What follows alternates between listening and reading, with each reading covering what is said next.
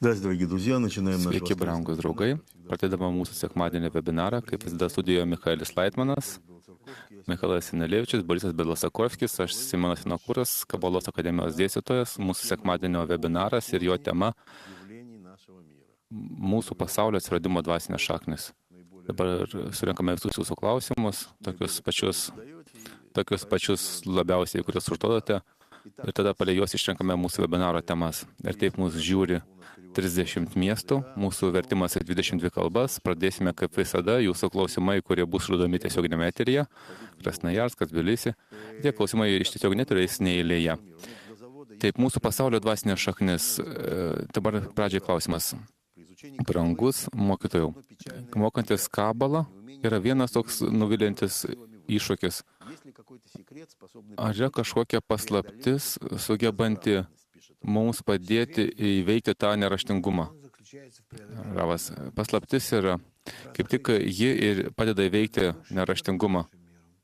Tai yra ryšio skleidimas tarp mūsų pasaulio ir aukštesnio pasaulio. Štai visa paslaptis, nieko kitaip padaryti ir negalima. Reikalas tame, kad mūsų pasaulis tai tai, kad kas mumyse jaučiasi dabar mūsų jausmuose. Per mūsų 5 jutimo organus pas mūsų visą tai susiformuoja, mūsų tas vidinis pasaulio paveikslas, mums atrodo, kad tai vyksta išorėje, bet iš tiesų tai vyksta viduje. Tai mūsų pasaulis, o aukštesnysis pasaulis tai yra tai, kada mes išeiname iš savęs, iš savo 5 jutimo organų ir matome tai, kas yra ne mumyse. Tai jėgų pasaulis. Tai jėgų tinklas, kuris yra ne mumyse. Ir tai yra vadinama aukštesniųjų pasauliu. Tas jėgų tinklas po to praeina pro mūsų egoistinius jutimo organus, supratimą, įvairiausius supratimus. Tai yra per 5 jutimo organus ir protą. O galų gale mes iš tos aukštesniosios iš to aukštesniojo tinklo, kuris mus valdo, mes suprantame tik labai mažą gabaliuką ir netgi inversiškai priešingo to, kas ten iš tiesų vyksta ne mumyse. Ne mumyse tai yra ne mūsų egoizme, ne mūsų įsivaizdavime to, ką mes jaučiame. Gaunasi taip, kad mes egzistuojame kažkokiame ypatingame pasaulyje, jėgų pasaulyje. O šitas jėgų pasaulis jau piešia mūsų noruose paveikslėlius. Tai, ką mes su jumis ir jaučiame, matymas, klausa, skonis, lietimo pojūčiai. Ir iš jų mes sudėliojame mūsų pasaulio paveikslą. Pagrindai susideda iš klausos ir matymo. Na, ir kiti prasideda. Ir gaunasi taip, kad tarp jėgų, kurios egzistuoja ne mumyse, ne mūsų suvokime, ir to, ką mes jaučiame mūsų suvokime, ryšys tai jis yra. Bet koks tas ryšys? Jis labai blogas, jis priešingas. Todėl, kad aukštesnioji jėgų sistema yra visa altruistinė. Tai jėgų sistema, kurioje egzistuoja visiškai tarpusavio papildymas, tarpusavio susiliejimas. Tai integrali sistema, aukštesnysis pasaulis. O mes, kadangi esame sukurti visiškai priešingais tai sistemai, tai mes ją jaučiame labai mažoje tokioje, sakykime, tokiam išdarkytame, sugadintame fragmente. Tai iš esmės ir yra mūsų pasaulis. Mokinys, bet tas fragmentas tai egzistuoja tos mažos kibirkšties dėka? Ravas, ne.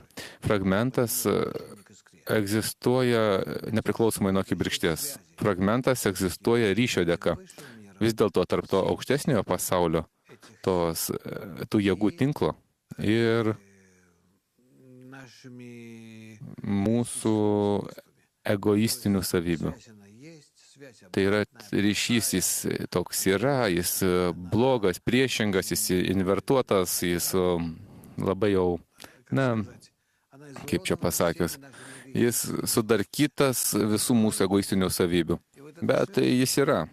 Ir štai tas ryšys, nors jis ir yra kažkoks, jis duoda mums kažkokį įsivaizdavimą apie mūsų pasaulį, bet apie aukštesnį pasaulį jokio įsivaizdavimo neduoda.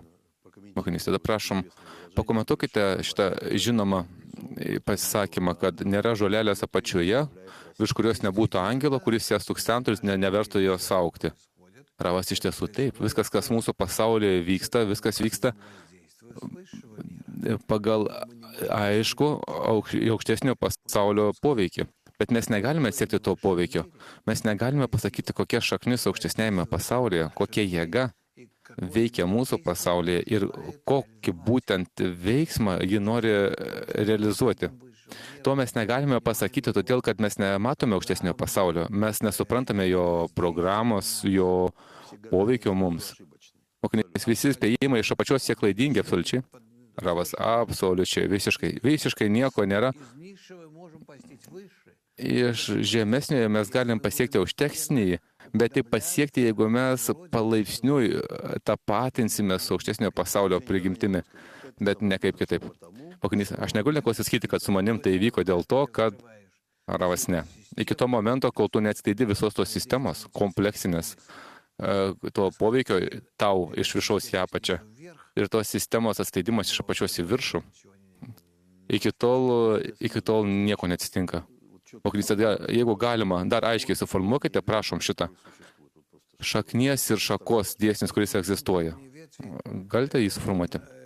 Ravas, šaknies ir šakos dėsnis, jis susiveda į tai, kad iš tiesų egzistuoja ryšys tarp aukštesniosios šaknies ir žemesniosios šakos. Kiekviename atome, kiekviename veiksme, tai yra negyvojoje, gyvūninėje, augalinėje, žmoniškoje materijoje, mintise, viskame. Bet to ryšio mes nestebim. Mes negalime pasakyti, kokia šaknis iššaukia tokią pasiekmę mūsų pasaulyje. Ir kaip iš tos pasiekmės mes galime padaryti kažkokius pokyčius mūsų šaknyje, tam, kad galų gale ją nukreipti į santykių pagerinimą su mumis. Tai ir yra kabalos studijų objektas. Ir kabala būtent studijuoja tai, to moko ir duoda praktinius patarimus ir supratimą, įgūdžius, kokiu būdu mes galime veikti, kad atvesti save į susitapatinimą su aukštesnėje šaknimi. Taip, kad mes galėtume daryti jai poveikį ir gauti iš jos trokštamus atsakymus. Štai ir viskas. Mokinys, mūsų pasaulis pilnas įvairiausių skirtingų reiškinių ir mums, žinoma, mes norėtume žinoti jų šaknį dvasinę. Jūs sakėte, kad kiekvienas reiškinys mūsų pasaulyje turi dvasinę šaknį. Jeigu mes žiūrime tokius reiškinius kaip vanduo, oras, ugnis, tarkim, kad suprasti, sutokime ties ugnimi. Iš kur atsiranda ugnis mūsų pasaulyje? Matyti, yra kažkokia ugnis dvasinė pasaulyje, kažkokia ten šaknis. Ravas, na taip, yra ten 4. Galim sakyti, kad aštresnysis poveikis dalinasi į 4 rūšis. Stichijas. Taip, jos kažkaip taip, kažkada buvo rašoma apie tai. Vanduo, oras, ugnis, žemė, man atrodo, taip. Tai yra 4 tiesioginės šviesos stadijos. Mokinys, ne, kas yra ugnis dvasingume? Kas mūsų pasaulyje žinom, ten prieš 10 000 metų atradom? Ravas, nežinau, kaip tau pasakyti. Mokinys yra, bet yra tokia savoka, turi būti. Ravas, ne, tai visiškai ne ugnis, tai neturime omeny kaip ugnis mūsų pasaulyje. Ir iš vis santykio su mūsų ugnimi, mūsų pasaulyje neturi jokio. Tai, ką mes skaitome kabaloje, tai visiškai nesusiderina su mūsų pasauliu. Reikia atsiekti aiškius ryšius tarp aukštesnio pasaulio ir mūsų. Ir tada mes atrasime aišku ryšį tarp šakos ir šaknies mūsų pasaulyje. Ir žinosime, kaip jie veikia. Mokinys savo pojūtis, gėdos, kaip jis veikia. Mokinys, gerai, o kaip toks reiškinys akmuo? Kiek žemėje akmenų? Kas tai akmenys? Ravas, visa žemė, visa ta akmenys. Mokinys, yra juk brangus akmenys, nebrangus akmenys, yra kažkoks smėlis. Iš kur tai reiškiniai atsiranda? Dvasingume taip pat ir įvairiausi akmenys yra. Ravas. Ten, kur nors kosmose kažkur skraido netoli nuo mūsų kažkoks deimantas, kokio keletas milijonų tonų svorio. Na ir kas? Tau tai brangenybė, o iš vis, kas ten per brangenybė? Mokinys, ne, aš norėčiau sužinoti to reiškinio dvasinės šaknis, kad yra brangus akmenys ir ne. Iš vis, iš kur atsiranda akmuo. Ravas, ne, tai čia tu taip vertini. Be sidabro, geležies, vario, aukso atžvilgio, visi tie gamtiniai metalai, kurie sutinkame gamtoje, natūralioje formoje, jie turi savo dvasinę šaknį. Apie tai yra rašoma knygoje Zor. Mes neužilgo pradėsime studijuoti knygą Zor pagal jos savaitinius skyrius. Ir iš ten viską tai ištrauksim. Mokinys gerai dvasinė šaknis aukso. Kas tai auksas? Raus, o tai egoizmas, didelis egoizmas. Mokinys, kodėl jis taip vertinamas mūsų pasaulyje? Visas pasaulis ant to pastatytas. Mokinys, o sidabras tai mažesnis egoizmas? Ravas, taip, sidabras mažesnis ir gerokai. Kodėl sidabras išvalo? Mokinys, o tai susijęs su tuom kažkaip, kad... Ravas, aš nesuprantu, kam jums reikalingi tai reikalai? Jūs ruoštės amuletus daryti ar spėliuoti, spėti? Mokinys, ne, mes tyrėjai, mes gimėme šitame pasaulyje, kuriame yra tie reiškiniai ir norim suprasti jų dvasinės šaknis. Ravas, ne. Geriau, kad tu nieko nežinai ir tu nieko to nesinaudoji. Nereikia manipuliuoti auksus ir dabar ar dar taip kažkom. Tose metaluose iš vis niekame mūsų pasaulyje, įskaitant ir žmogų, ir jo kūną, ir taip panašius dalykus, nieko švento ten nėra. Mokinys, gerai, aš tada vis dėlto užduosiu klausimą. Iš YouTube'o klausimas. Ar karas turi dvasinę šaknį? Vaina tai beprotystė? Ravas, viskas turi dvasinę šaknis, viskas. Mūsų pasaulyje nėra nieko, kas neturėtų dvasinės šaknies. Kitu atveju, taigi, juk tai neegzistuotų. Todėl, kad iš dvasinio pasaulio, iš aukštesniosios valdymo sistemos ir aukštesniosios jėgų ryšio sistemos, tos jėgos palaipsniui materializavosi ir mūsų pasaulyje suformavo įvairiausius objektus. Taip, kad tu neturi, kaip pasakyta, nėra ne vienos žolelės mūsų pasaulyje, virš kurios nebūtų jėgos ir kuri nespaustų tos žolytės, nestuksentų jos ir nerodytų jai, ką daryti ir neaugintų jos. Tai natūralu. Apie tai net nėra ką kalbėti. Nėra kažko, kas galėtų būti mūsų pasaulyje, kas vyktų ne iš aukštesnio pasaulio. Mokinys, tai čia atsakymas visus klausimus. Ravas. Taip, žinoma.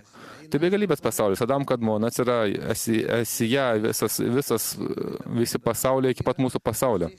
Ir viskas iš viršaus į apačią praeina pro visus pasaulius, daina iki mūsų pasaulio ir čia materializuojasi. Bet kada tu manęs klausai apie aukštesnį šaknį, mūsų šakos atžvilgių mūsų pasaulyje. Aš to nieko negaliu pasakyti, todėl kad šią sistemą, ji visiškai visa perpainiota, supainiota. Kaip tu gali, pažiūrėjau, sutapatinti, tarkim, stiklinę arba žmogaus ranką su aukštesniaisiais objektais. Mokinys, tai reiškia, čia mūsų paprastas mąstymas apie tai, kad čia prasideda karas, tai ten kažkaip susijęs su kažkokiais, ten tiesiogiai su kažkom. Ravas išskyrus tai. Aš to norėčiau iš kartą pridėti, kad jau iki pat pabaigos būtų viskas aišku. Ir mūsų pasaulyje tų objektų nėra. Mūsų pasaulyje tai yra jėgos, kurios mums nupiešia tos objektus mūsų sąmonėje, mūsų pojūčiuose. Aš dabar jaučiu. Tai mano sąmonėje atsiranda toksai pojūtis. Tai jėgos nupiešia. Ir mums atrodo, kad tie objektai yra materialūs, realūs. Tai iliuzija. Mokinys. Ta tema turim daug klausimų. Žiūrėkit, knyga turi dvasinę šaknį. Ravas, taip, žinau, kaip ir viskas. Mokinys, o mes galime kažkaip, naudodami knygą, kurią aš matau savo 5 jutimo organais šitame pasaulyje, pasibrauti jau dvasinį pasaulį. Ravas gali. Mokinys, o kaip tai padaryti? Ravas, galite sudeginti, to bus šilčiau. Gali paskaityti, tapsi protingesnis. Aš nežinau, ko tu nori. Panaudoti ją kaip įpakavimą. Mokinys, jūs tai sakote, knygą parašė kabalistai. Jie parašė iš kito lygmens. Ravas, nieka joje nėra. Pačioje knygoje gali ją sudeginti. Mokinys, reiškia, koks ryšys tarp dvasinio pasaulio ir materialaus. Ravas, todėl, kad tą knygą parašė žmogus, kuris buvo aukštesniojo pasaulio pasiekime. Jis parašė tau mūsų pasaulio žodžiais. Ir jeigu tu nori pasiekti aukštesnį pasaulį, tu gali paimti šitą knygą, ją mokytis, ją skaityti, teisingai vykdyti kažkokius ypatingus tavo nurodymus, kuris tau duoda tas kabalistas, ir tada tau knyga bus tavo dvasinio išaukštėjimo priemonė. Bet pačioje knygoje nieko nėra. O kuris reiškia ne mano knyga, bet mano ketinimas per knygą. Ravas, kaip tu tą ketimą realizuoji ir tik. Nieko švento mūsų pasaulyje nėra. Ir iš vis, čia nėra nieko nei gero, nei blogo. Viskas priklauso nuo to, kaip žmogus tai panaudoja. Mokinys gerai, tada toks reiškinys. Tarkim, žmogus plaunasi rankas, taip? Apsiplauna rankas. Koks čia veiksmas? Ravas, visa tai. Ženklai. Semantika. Požymai įvairiausi. Aš plaunuosi rankas, tai reiškia, aš valau savo rankas, egoistinės, su kuriamis aš viskas stengiuosi įgyti savo, aš jas tarsi nuplaunu. Reiškia, ištaisau savo egoistinius sumanimus ir daugiau nebesinaudoju tais sumanimais. Štai ir viskas. Ir tai vadinama rankų apiplojimu. Mokinys reiškia dvasingume, jeigu aš atlieku tą veiksmą, tai mane tai taiso, o materialume. Tai kam tada visą semantiką? Tai vis dėlto Ravas tam, kad žmogui priminti apie tai, kad jis iš tiesų turi atsisakyti egoistinio savo vartojimo, savo norų vartojimo. Mokinys, gerai, o jeigu tuo pačiu žmogus su tokiu ketinimu plauna rankas, ar jam kažkas tai duoda tą kažką, tas dalykas ar nieko? Ravas nieko neduoda. Mokinys šiandien toks aštrus. Ravas, ne, aš atsiprašau. Tai pati ta tema, ji labai aštri, kad žmonės nesipainiotų. Mokinys, taip, kad nesatytų savo dievų. Ravas, taip, nekurk savo jokio kumyro, absoliučiai nieko. Daryk visą, ką nori. Gali daryti visą, ką nori. Gali valgyti, gerti, elgtis kaip tik nori. Tik, kad tai būtų žmonių naudai. Ir tada tu tokiu būdu artiesi prie aukštesnio pasaulio. Štai ir viskas. Tai vienintelė sąlyga. Pamilk artimąjį kaip patys save. Mokinys, reiškia, jeigu pas tave tai yra, tu neskaitai ne vienos knygutės, tu vis tiek gali kito daryti. Ravas, nereikia nieko skaityti. Taip. Mokinys, įdomus klausimas. Papasakokite apie dvasinius jutimo organus. Kas yra dvasinis aklumas, kurtumas mūsų pasaulyje? Yra tokie reiškiniai, taigi. Mokinys, mūsų pasaulyje nėra tokių reiškinių. Dvasinio aklumo ir dvasinio kurtumo tikrai nėra. Tai jau nebe mūsų pasaulis tikrai. Mūsų pasaulyje visi dvasiškai yra akli ir kurti. Mokinys, taip, klaida. Mūsų pasaulyje yra tai reiškinys, kad yra akli ir kurti žmonės. Tai kažkokių dvasinių šaknų pasiekmė. Kas yra dvasinis aklumas ir kurtumas?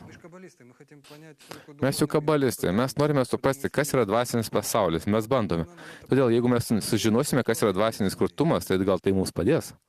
Ravas, žmogus, kuris negirdi mūsų pasaulyje, reiškia, jis to atžvilgiu turi problemą ir aukštesnėjame pasaulyje. Iš ten jam nusileido šitą problemą. Tas pats ir su aklumu. Tokiu būdu tai taisosi. Pakilk į aukštesnį pasaulį ir pamatysi, kad tu toje apimtyje, kai tu prie jo priartėsi, tau vietoj žemiškų tų aklumo ir kurtumo išsitaisimuose atsiranda dvasiniai išsitaisimai. Tai tu atskleidi binos savybę, tai yra vadinama klausa ir chochmos savybė.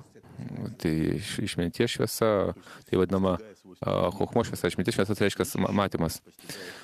Mokinys, tai reiškia pasiekė binos savybės, pradėti girdėti, pasiekė chochmos, pradėti matyti. Vėl sako, išgirdo, pamatė, reiškia tie pasiekimai tose lygmenyse.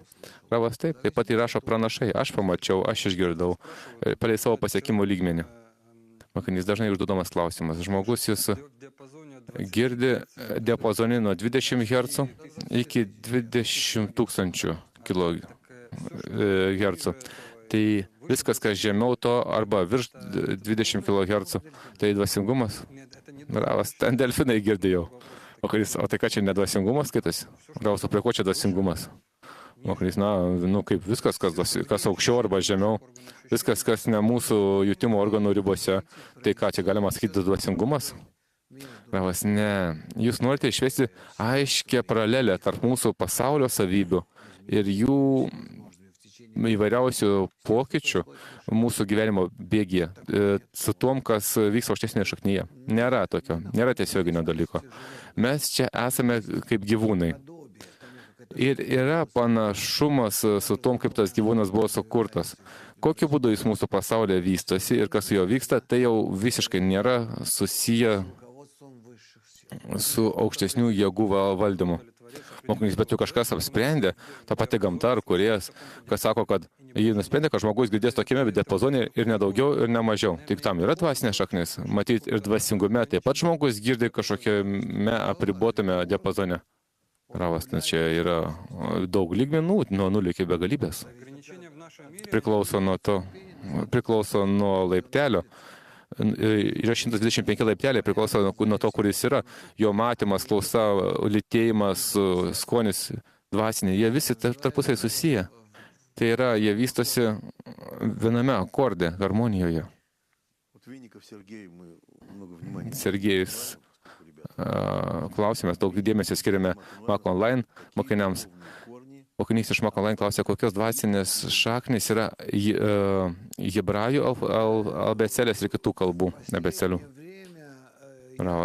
Paskutiniuoju laiku, aš galvoju, tai galite atrasti internete, padarė netgi atradimą, kad pasirodo ir hieroglifai egiptietiški. Jie kilo iš senovės ivrito, hebrajų. Ivritas pas mus atėjo nuo Adamo. Tai yra pirmoji laiško forma, rašytinė forma tokiamis raidėmis. Aš neatsimenu, kur tai buvo, bet tarp kitko tai yra rimtas mokslinis atradimas šiuolaikinis, kad egiptietiški hieroglifai yra hebrajiškų raidžių reikšmės pasiekmė. Toliau, Adomas atskleidė tarpusavio sąveiką tarp dviejų jėgų. Chochmos jėgos ir binos jėgos. Tai yra dvi šviesos rūšis. Šviesa ateinanti iš viršaus į apačią ir šviesa judanti horizontalėje, plokštumoje. Ir atitikimas tarp tų dviejų vektorių, vertikalaus ir horizontalaus, tai kaip osilografe. Kas žino osilografą? Ten sukuria įvairiausias figūras. Tarpusavio sąveika tarp tų dviejų vektorių, vertikalaus ir horizontalaus. Mokinys, aš šis truputėlį pertrauksiu. Tai gyvenimo šviesa, chochma ir gailestingumo šviesa, kaip sakome, chasadim. Ravas, taip. Ir jų atitikimas tarpusavyje, suma ir panupiešia įvairiausias raidės. Todėl raštas gaunasi kvadratinis, sudarytas iš 4 elementų bendrai. 4 tiesioginės šviesos stadijų, kurios yra juose. Ir šie kilo raidės. Ir 22 raidės kilo todėl, kad iš binos lygmens, iš vidurio binos, kurio pradeda plisti noras gauti, jis praeina pro Zad Debina, Zerampin ir Malkut. Ir todėl čia yra ir atsiranda 9 raidės Zad Debinoje, 9 raidės Zerampine ir 4 Malkut. Ir čia 9, 9 ir 4, gaunas 22 raidės. O po Malkut ten dar stovi ekranas, taip vadinamas parsa, kuris yra sudarytas iš 5 dalių. Tiksliau sakant, iš 5 raidžių. Kuf, Reš, Šintaf, 5 raidės, kurios reiškia šitą potencialinį barjerą, per kurį chochmo šviesa toliau žemyn nebegali praeiti. Štai tai ir yra abėcelės pagrindas. Hebrajų arba aramėjų. Tai viena ir ta pat, jie truputėlį kitaip skamba, bet abėcelė pas juos vienodas. Tai 2 giminingos kalbas, viena iš jų, kuri reiškia šviesos nusileidimą, o kita, kuri reiškia norą nusileidimą. Tai va, jos vienas kitą todėl ir papildo. Todėl niekur nėra 2 kalbų su viena abėcele visiškai paralelių viena kitai. Kaip būtent išraiškose išreiškiant aukštesnės savybės. Labai įdomu šitą kilmė ir todėl mes naudojamės ir hebrajų, ir aramitų. Aramitų labai retai, todėl kad tai kyla nuo kilimų išraiškos. Tai yra norų. Jie kaip tamsa yra charakterizuojami. O ivritas hebrajų iš šviesos pusės. Todėl mes jo naudojamės dažniau. Bet tarkim, knyga Zohar parašyta pagrinde aramėjų kalba. Ir dar daugelis kitų tokių. Talmudas, Babilono ir Jeruzalės Talmudas. Jie pagrinde parašyti aramėjų. Mokinys iš noro pusės, taip? Ravas, taip. Tai priklauso nuo to. Balis Ulamas, tarkim, vieną laišką parašė labai rimtą aramitu. Taip. Todėl, kad norėjo čia išreikšti matymą iš kilim pusės, iš raidžių pusės, iš jėgų pusės, o ne iš šviesos pusės. Štai aš tai galiu pasakyti. O po to gramatika. Tai labai rimta gramatika, kur yra pastatyta labai tiksliai ant dvasinių taisyklių tarpusavio atitikimo. Ir todėl ji nesikeičia.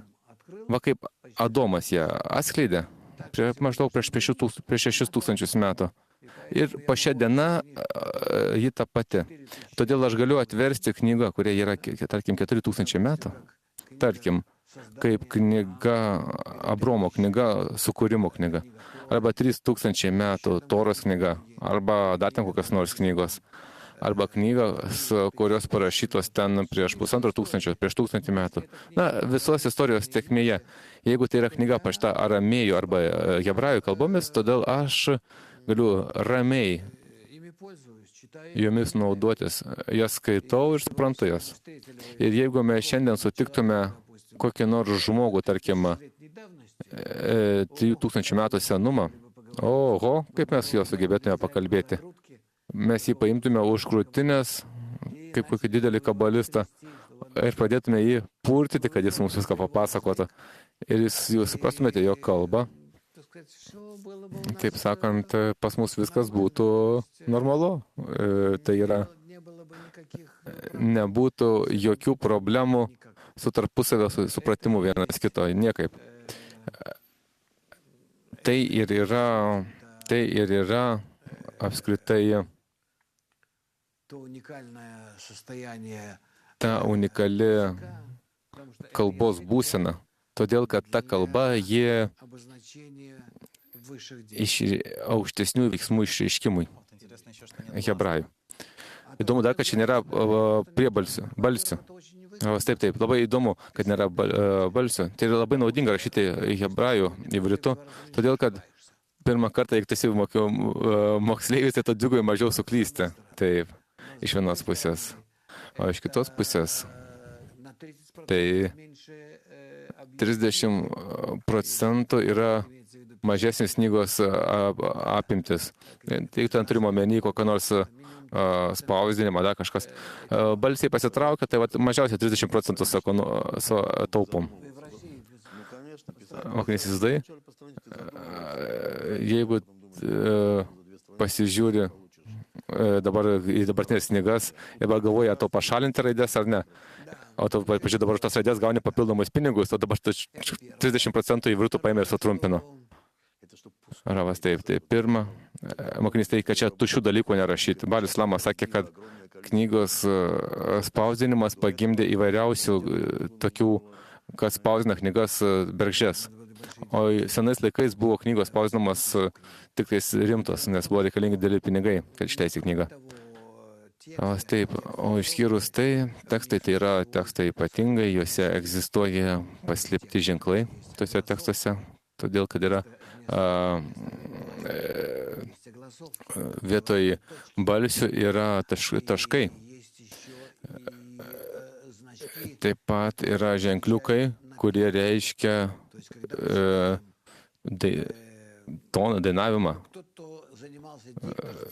Na, tas, kas užsiminė, tarkim, dikcija ar dainavimu, jie žino, kaip to moko.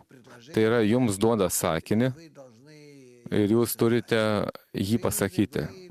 Gyveno, buvo senelis ir močiutė. Ir taip toliau valgė košę su pienu. Ir taip toliau, taip toliau.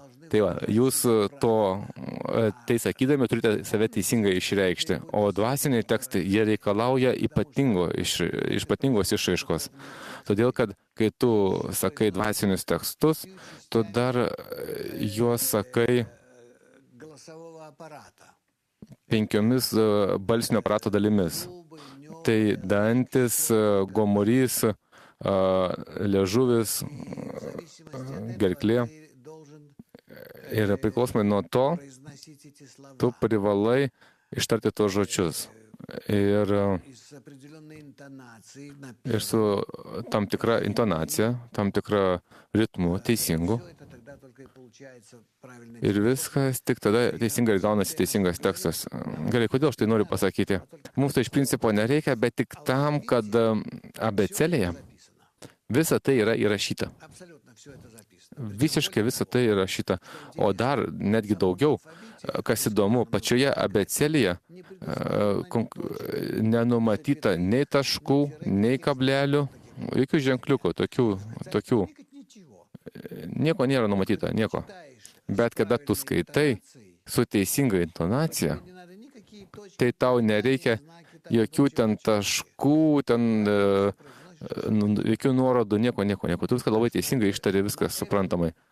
Todėl tame susitaupo dar daug vietos rašte.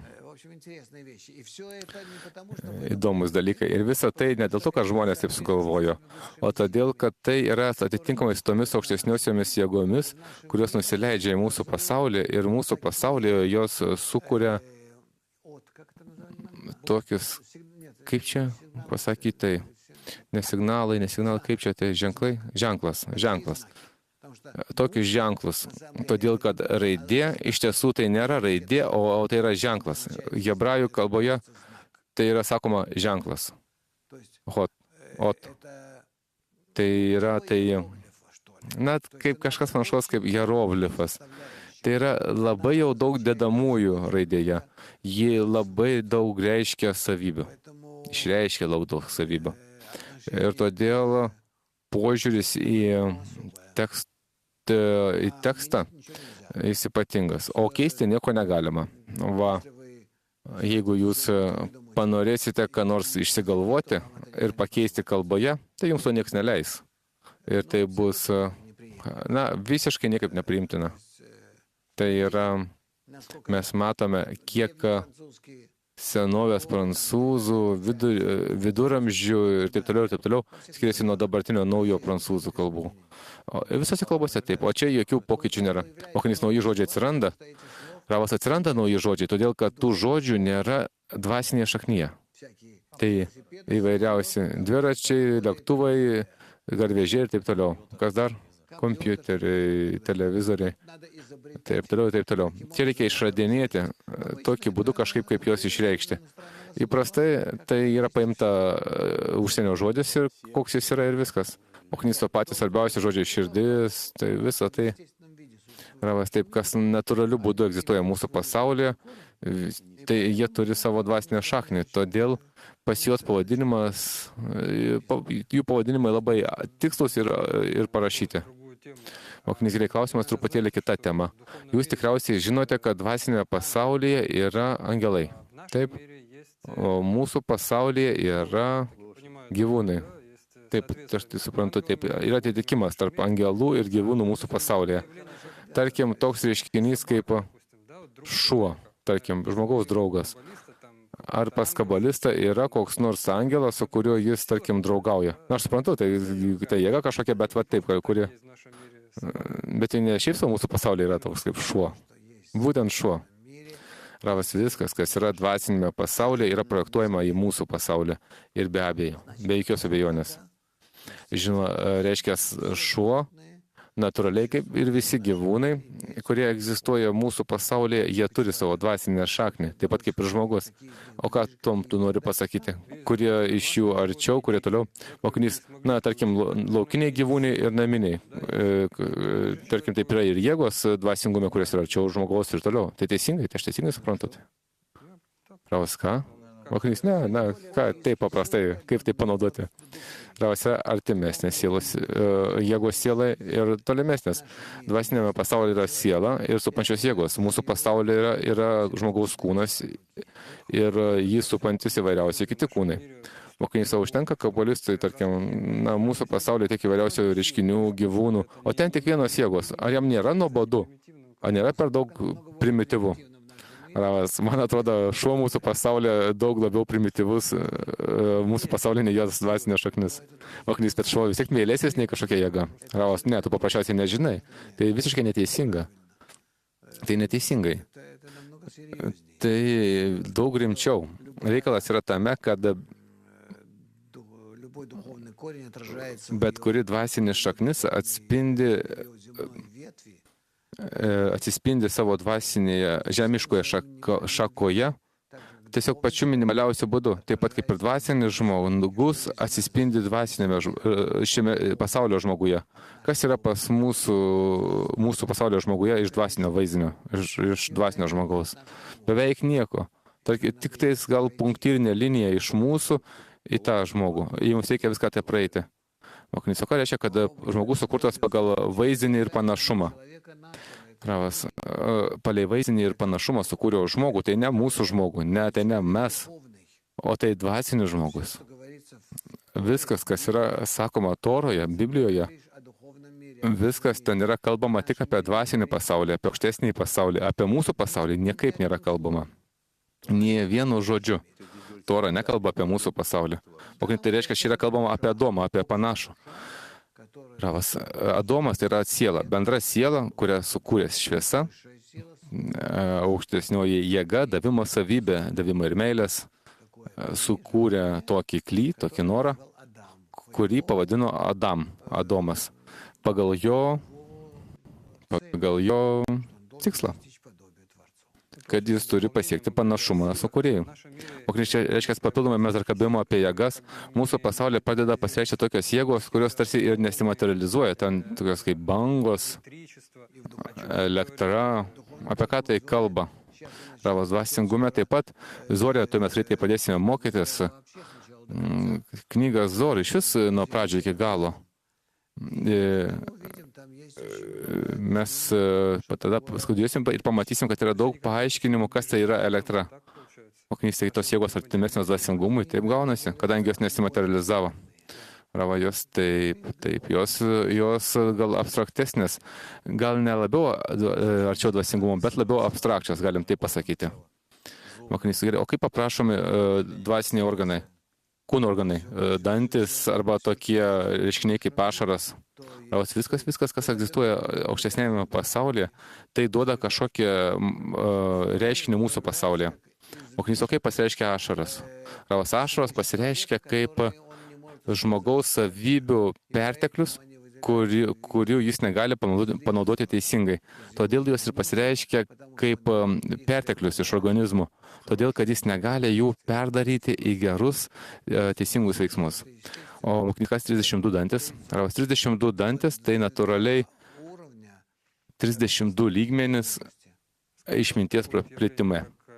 Mokinys, gerai, o tarkim tokie reiškiniai, tarkim, jeigu žiūrėsim į landšaftą, yra aukštumos, žemumos, lygumos. Tai kritimai ir kilimai, galim gal taip sakyti. Ravas, kritimai, kilimai, galim taip sakyti. Viską tai priklauso nuo to, kiek egoizmas žemiškajam lygmenyje aukštesnis ar žemesnis. Mokinys, ar galima sakyti, kad dvasiniai kritimai, kilimai, tos būsenos, jos atsispindi mūsų pasaulyje, kaip negyvajame lygmenyje, kaip aukštumas arba žemumas negyvajame pasaulyje. Ravas, taip. Mokinys, ar galima sakyti, kad tas jėgų išsidėstymas yra taip čia kabalistinė geografija? Ravas, vaikinai, nereikia tom užsimti. Jūs šiandienos laidoje tik nedaug Dieve, kad nesupainiotumėte žmonių. Va, sėdi Mak, Baltija, Niurbergas, Bulgarija, Perm, vakarų Rusija, Maskva ir taip toliau. Daug. Aš net nematau tiek, aš blogai matau, bet ką noriu pasakyti. O dar ir Charkovas ten ir taip toliau, Tiumen. Aš noriu pasakyti, kad viso to nereikia. Mums reikia kuo greičiau pasiekti aukštesnės šaknies. Iš ten mums taps viskas aišku. tau gali 1000 kartų papasakoti, kas yra Amerika, o kada tu ten vieną kartą nuvykai, tu jau kažkokį turi savo įsivaizdavimą ir jokiais pasakojimais jo nebepakeisi. Mokinys, bet kokiu atveju, jeigu dabar mūsų klausytojai ir mūsų žiūrovai supras, kad už kiekvieno to žodžio, kas parašyta Toroje, šventose knygose, yra milžiniška giluma ir tai nėra tos tiesioginis supratimas to žodžio, kas yra šuo, ten taip toliau, taip toliau. O kad jeigu jie supras, kad už tų visų dalykų stovi jėgos, kad tai ne taip paprasta suprasti. Ravas, taip, to reikia. Bet tų jėgų vis tiek mes negalime atskleisti. Mes tai galime atskleisti tik pakilę į jų lygmenį.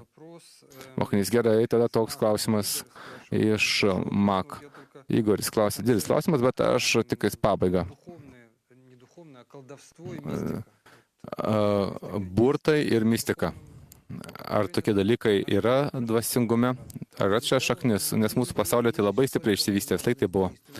Ravas. Dvasingume yra tikras galimybė veikti arba altruistiškai, arba egoistiškai. Viskas. Ir galima veikti ir taip, ir taip. Yra jėgos, kurios sugeba egoistiškai veikti ir kenkti. Taip vadinamas negeros jėgos.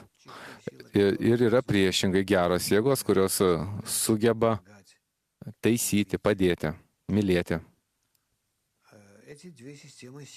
Tos dvi jėgų sistemos egzistuoja viena prieš kitą. Mokinys, reiškia, dvasingume taip pat toks ir yra. Ravas, dvasingume būtent jos ir yra. Viena jėga teigiama, arba galim pasakyti jėgų sistema teigiama, o antroji jėga yra neigiama. Dešinė teigiama, kairė neigiama. Ir taip jos paraleliai viena prieš kitą egzistuoja. Ir tarp tų dviejų jėgų egzistuojame mes. Reiškia, mūsų pasirinkime yra galimybė rinktis, kokioje proporcijoje pas mus veiks dešinė linija ir kairė linija. Priklausomai nuo mūsų veiksmų. Mokinys vienai per kitai, bet jėgos ateinančios iš vieno šaltinio, kurios nukreiptos į vieną tikslą. Ravas, jos iš vieno šaltinio nukreiptos į vieną tikslą, kad atvesti mūsų į kūrinijos sumanimą ir mes nuo to niekur pabėgti negalime. Bet tarp kitko, kol kas ten ar taip ar taip, mes galime nedaug dievę prisijungti prie kairės linijos ir daug pakentėti. Mokinys, o tai čia savo ar kitiem? Ravas ir savo, ir kitiem, tai čia yra įvairūs variantai, tai geriausias dalykas yra apsaugoti save tom, kad tu esi grupėje 10-tuke ir jūs visi kartu siekite dešinės linijos. Ir nuolat dešinėje linijoje jūs nuolat jos siekite. Mokinys nori suprasti, yra kūrėjas, yra kūrinys, iš kur atsiranda tos jėgų sistemos. Tai priklauso kūrėjai, Ravas iš kūrėjo. Iš kūrinio tai va taip. Mokinys kūrinys taip suvokia kūrėją kaip dvi jėgas. Ravas va taip, čia yra kūrėjas. Yra, iš jo eina viena linija, vienas valdymas. Taip. Ir antra valdymo linija. O tarp jų, tarp tų dviejų valdymo linijų, egzistuojame mes. Ir mums reikia siekti į dešinę, dešinės linijos, o kairė mūsų trauks ir spaus. O mums reikia prieš tą liniją siekti dešinės. Ir kada mes kairę liniją sugebėsime maksimaliai panaudoti taip, tarsi mūsų stumia į dešinę liniją, tada mes išeiname į vidurio liniją. Na, bet tai dar reikia aiškinti, bet iš principo tada mes išeiname į vidurio liniją ir joje dirbame. O kai, tarkim, mūsų pasaulyje yra mūsų reiškinys, toks reiškinys kaip nužiūrėjimas. Nužiūrėjimas, kvaila akis ir žmogus tai jaučia ant savęs. Ir ką jūs parekomenduotumėte jam? Ar yra galimybė kokią nors šitame lygmenyje veikti, ar tik pakilus į dvasinį pasaulį mes galime kažkaip anuliuoti šitą reiškinį savo? Ravas. Tik siekiu į dešinės linijos siekiu mes galime pašalinti visas neigiamas mintis, neigiamas savybės mūsų pasaulyje. Jos egzistuoja, paprasčiausiai žmonių norai, jie turi jėgą. Žmonių norai. Mes juk kalbame apie norus. Mokinys, tarkim, jeigu kas nors nori man ko nors blogo, arba kaip tik priešingai gal gero, tai gali įsigyvendinti. Ravas, tai veikia tave. Visas skirtumas tik tame, kas stipresnis. Ar tu savo vystymėsi, ar tas žmogus. Bet vis tiek, bet kuriuo atveju tai įtakoja. Mokinys, o jeigu žmonių grupė susirenka ir pradeda. Ravas taip pat, bet žiūrint kas. Vienas kabalistas, kuris yra 10-tukė, pradedantysis nesvarbu koks, jis juos visus ramiai neutralizuoja. Mokinys, toks klausimas iš Natalijos. Koks yra dvasingumo žodžio kilmė? Pačio žodžio dvasingumas. Ravas, dvasingumas nuo žodžio ruach. Hebrajiškai ruchainijut, ruach. Tai kaip ir vėjas, oro judėjimas, ruach. Mokinys, panašu į rusų kalbą. Ravas, taip. Iš kur tai kyla? Iš to, kad dvasingumas jis yra nuolatinėme judėjime. Tuo metu, kai mūsų pasaulis yra laikomas negyvu, sustingusi. Mokinys, todėl nefeš, hebrajiškai nefeš, tai reiškia taip, Ravas, taip, negyvasis lygmuo, taip žinoma. Mokinys, o kaip nefeš rusiškai? Nefeš, kaip mes verčiam? Verčiam, nežinau. Ravas, nežinau, geriau vertimų neduokite. Nefeš, ruok, nešama, chaja, jachida, tai 5 sielos lygmenys. Mokinys, iš principo galima pasakyti, kad egzistuoja 200, 300, 400 žodžių, kurie nuolat kartojasi, nedidelis kiekis. Ravas, taip, aš manau, nedaugiau negu 200, netgi dar mažiau. Mes juos turime, taip, per kitko. Mokinys, taip, kažkada mes išleidinėjome juodai kablą ir ten buvo žodynas. Mokinys, tai siela, galim sakyti, nešama. Ravas, siela, nešama, tai iš vis siela, tai yra bet kuris iš lygmenų, nefeš, ruach, nešama, chaja, jachida, yra vadinami siela. Siela yra vadinama vidinės žmogaus savybės. Jo noras, atsiprašau, ir užsipildymas. Mokinys, noras užpildytas šviesa, vadinamas siela. Mokinys, dar klausimas iš Jelenos, o kokia dvasinė skolų, piniginių skolų šaknis? Ravas, labai paprasta. Pinigai. Kaip hebrajų? Kesef. Nuo žodžio kisuf. Ekranas. Masach. Apdangalas. Ir jeigu jūs turite ekraną, kuriuo jūs galite kažką uždengti, tai hebrajiškai yra vadinama pinigai. Iš vis hebrajų žodžiai, jie perduoda esmę, kilmės esmę, arba objektą, arba veiksmo. Tai va, pinigais yra vadinama padengimas. Jeigu aš turiu kažką neištaisyto, o aš tai padengiu. Tai yra pinigų esmė, apdangalo esmė. Mokinys, tai yra neuždengiai, atsirado skolos. Ravas, taip, reiškia, neuždengai, tai reiškia, tu turi neištaisytų savybių, to reikia kažką su tom daryti. Mokinys, dvasingume yra skolos, kada įeini į minusą. Ravas, taip, minusas, tas, kas minuse, yra keletas minusų formų dvasingume. Tarp kitko, labai įdomi dvasinė ekonomika. Mokinys, o jūs mus dabar tai traukiate. Ravas, ne, čia lengviau negu jūs pradėjote. Tai va.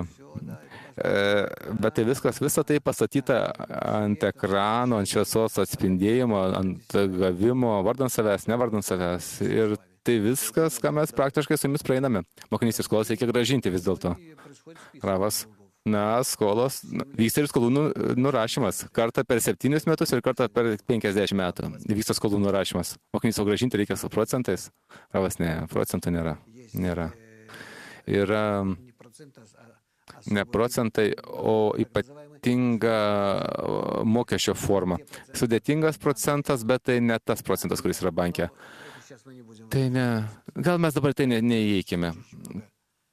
Tai temai yra labai daug literatūros mūsų. Tai, mokinys, jeigu kabalistas būtų ekonomistu ir tuo pačiu kabalistu, tai jis sugebėtų aprašyti visiškai ekonomiką, naują ekonomiką parašyti. Nemanau, kad kažkas to pradėtų užsimti, bet žinoma taip, šiandieninė ekonomika yra tokia, kad jie aprašo, kas nori ir kaip nori.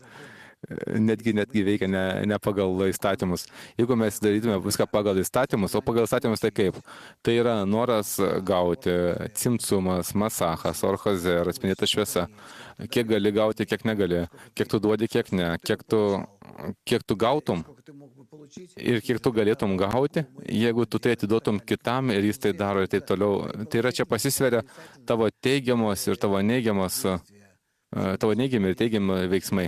Tarp kitko, neigiami veiksmai tai yra, kad neigiamai, kad kažkam į žalą, bet tai yra tam, kad tu kažkam tai perduotum, kad jis iš to kažką padarytų, kad jis iš to uždirbtų. O kokiu būdu tu iš to uždirbi? Tau dėl to nereikia niekam iš nieko gauti. Tai, kad tu davei kitam galimybę tai padaryti, tai jau yra tavo uždarbis. Mokinys, bet tai praleista pro egoizmą, tai gaunasi taip, kad aš jam duodu tam, kad po to iš jo gauti, po to paimti procentą ir dar padeda čia viskas suktis. Aš čia priešingai, o aš jam duodu tam, kad jis sugebėtų išmokti, dar perduoti. Ravas. Ir tai nueitų nuo manęs, ir visą tai yra mano. Mokinys, tai dvasinė ekonomika gerokai paprastesnė. Ravas, žinoma, kad paprastesnė. Tu neturi jokio sąsto su kitais žmonėmis. Svarbiausia to atiduoti. Mokinys, tai visą tą ekonomiką reikia studijuoti. Ar tai viskas natūraliai? Ravas, ne, grupėje natūralių būdų, kada mes tik ateisime. Mokinys reiškia žmogus, kuris pasiekia, jis iškart supranta, kad va taip reikia veikti. Ravas, žinoma, tai komutacijos dėsniai. Mokinys kaip gyvūnai mūsų pasaulyje, žino, kiek reikia paėsti, ko būtent, kaip išsigydyti, viskas natūralu, taip ir kabalistas. Kitas. Ir kuo giliau mes einame į šitą mūsų pasaulį, tos pačios žemiausios sielos, taip, tuo labiau pradėjo vykti tas laužimas, išdarkimas tų dėsnių.